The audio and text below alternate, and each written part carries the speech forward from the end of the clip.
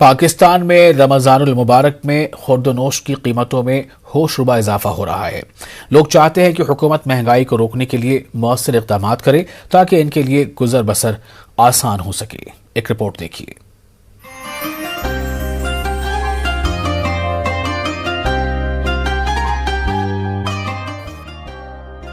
یہ نظارہ ہے کراچی کے بازاروں کے لیے لوگ خریداری میں مصروف ہیں۔ بازاروں میں ضروری اشیاء کی ڈھیر ہے، مگر مہنگائی کی وجہ سے لوگوں کی قوت خرید کافی کم ہو گئی ہے۔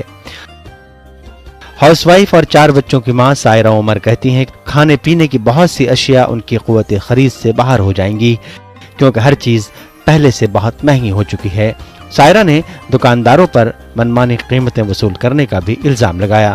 حکومت سرکاری قیمتوں کی فہرست دکانداروں کے حوالے کر دیتی ہے، لیکن خوردہ فروشوں کی طرف سے شاذ و نادر ہی فہرست پر عمل کیا جاتا ہے۔ سائرہ کہتی ہیں کہ حکومت اپنی قیمتوں کی فہرستوں پر سختی سے عمل درآمد کروائے۔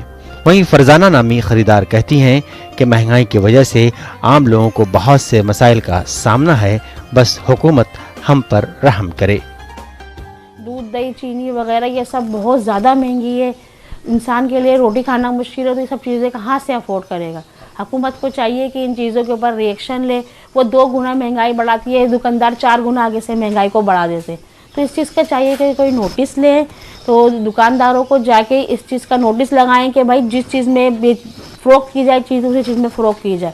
یہ دکاندار آگے سے اپنی منمانی کرتے ہیں کہ ہمیں آگے سے سامان مہنگا ملا ہے، تو میں یہی اپیل کرنا چاہوں گی کہ مزید مہنگائی کی کمی کی جائے۔ 30, 35, 45% ابو سب کچھ مل رہا ہے پرسنٹ کے حساب سے۔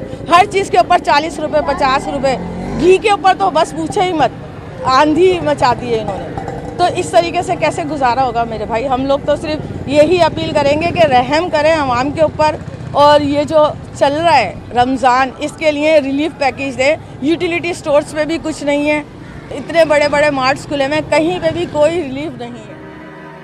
وہیں غذائی اجناس کے تجزیہ کار شمس الحسن کا کہنا ہے کہ مہنگائی کی وجہ سے لوگوں کے پاس خوراک کم کرنے کے سوا کوئی چارہ نہیں ہے۔ لوگ دن میں 3 وقت کھانے کے بجائے 2 وقت ہی کھانا کھا رہے ہیں۔ وہ دوپہر کا کھانا چھوڑ دیتے ہیں۔ لوگوں نے مٹن کھانا بالکل چھوڑ دیا ہے، اب وہ صرف چکن پر اکتفا کرتے ہیں۔